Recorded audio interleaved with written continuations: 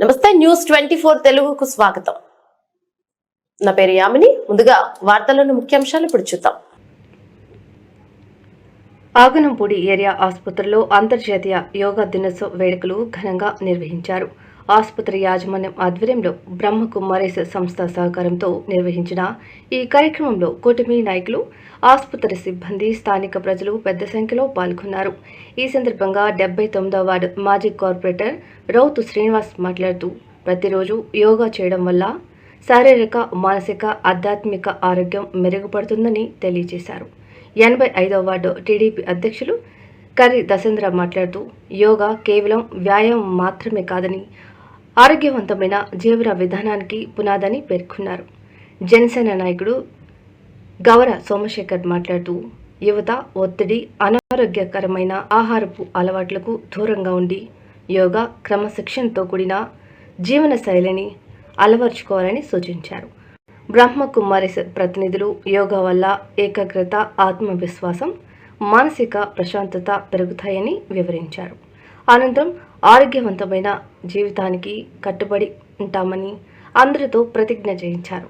ఈ కార్యక్రమంలో కరణం సత్యరావు, బల్లిరెడ్డి సత్యనారాయణ, ఆసుపత్రి సూపరింటెండెంట్ గోపీకృష్ణ, ఏఓడి రవిరాజ్, ఆసుపత్రి సిబ్బంది, కూటమి నాయకులు మరియు స్థానిక ప్రజలు పాల్గొన్నారు. చేసినట్లయితే మన ఆరోగ్యం బాగుంటుంది, మన హాస్పిటల్కి వెళ్ళడం తగ్గుతుందని కూడా ఈ సభముఖంగా నేను తెలియజేసుకుంటూ, ముఖ్యంగా బ్రహ్మకుమారి వాళ్ళు వచ్చి ఈరోజు మన ప్రధానమంత్రి గారు నరేంద్ర మోడీ గారు పిలుపు మేరకు యోగాంధ్ర అనే కార్యక్రమాన్ని మన అగనపూడి ఏరియా హాస్పిటల్లో నిర్వహించుకోవడం జరిగింది. ఈ యొక్క కార్యక్రమం జరగడానికి కృషి చేసినటువంటి మన హాస్పిటల్ చైర్మన్ గారు, మన రాష్ట్ర తెలుగుదేశం పార్టీ అధ్యక్షులు, గాజువాక శాసనసభ్యులు శ్రీ పల్లా శ్రీనివాసరావు గారికి, అలాగే ఈ హాస్పిటల్ ఏరియా సూపరింటెండెంట్ గారు గోపీకృష్ణ గారికి, అలాగే ఇంతటి చక్కటి కార్యక్రమం ఆర్గనైజ్ చేసిన ఏవో రవిరాజు గారికి, హాస్పిటల్ స్టాఫ్ కి, హాస్పిటల్ అభివృద్ధి కమిటీ మెంబర్స్ కి, అలాగే మిగతా అందరికీ కూడా నమస్కారాలు తెలియజేస్తూ, మరి యోగా అనే పేరులోనే మన యోగం అంతా ఉన్నది కనుక మన భోగం కావాలంటే యోగా చేయవలసిందే.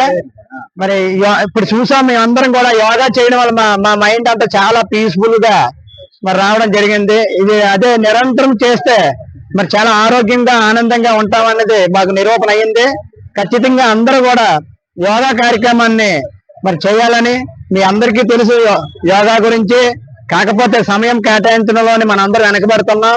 మరి ఎర్లీ మార్నింగ్ మరి అందరూ కూడా యోగాకి సమయం కేటాయించి మన ఆరోగ్యాలను, మన కుటుంబ ఆరోగ్యాలను కాపాడుకోవాలని తెలియజేస్తున్నాం. అలాగే ఈరోజు అగనంపూడి గవర్నమెంట్ హాస్పిటల్ లో ఈరోజు యోగా దినోత్సవ సందర్భంగా ఇక్కడ ఒక ప్రోగ్రామ్ ఆర్గనైజ్ చేయడం జరిగింది. సో ఈ ప్రోగ్రామ్ లో ఇక్కడ ఉన్న డాక్టర్స్ కానీ, స్టాఫ్ కానీ, అలాగే ఇక్కడ ఉన్న ప్రజలు కానీ అందరూ కూడా వచ్చి పార్టిసిపేట్ చేయడం జరిగింది. ముఖ్యంగా ఈరోజు ప్రజలందరికీ కూడా మనం చెప్పేది ఒకటే, ఈరోజు ఈ సందర్భంగా మన రోజు దినచర్యలో యోగా చేయడం అనేది ఒక భాగంగా మనం పెట్టుకోవాలని చెప్పి, అలాగే ప్రతి ఒక్కరు కూడా యోగా చేయడం వల్ల శరీరంతో పాటు మనస్సు, అలాగే స్ట్రెస్ మేనేజ్మెంట్ కూడా మనం కంట్రోల్ చేయగలుగుతాం అని చెప్పి తెలియజేయడం జరుగుతూ ఉంది. అలాగే ప్రతిరోజు కూడా కనీసం 10 నుంచి 20 నిమిషాల వరకు ఈ సాధన చేస్తే డెఫినెట్ గా పూర్వం ఏదైతే ఋషులు గాని, మునులు గాని 120 ఏళ్ళు బ్రతికారో అదే విధంగా ఇప్పుడు కూడా లైఫ్ స్పాన్ అనేది పెరిగే అవకాశం ఉంది అని చెప్పి ఈ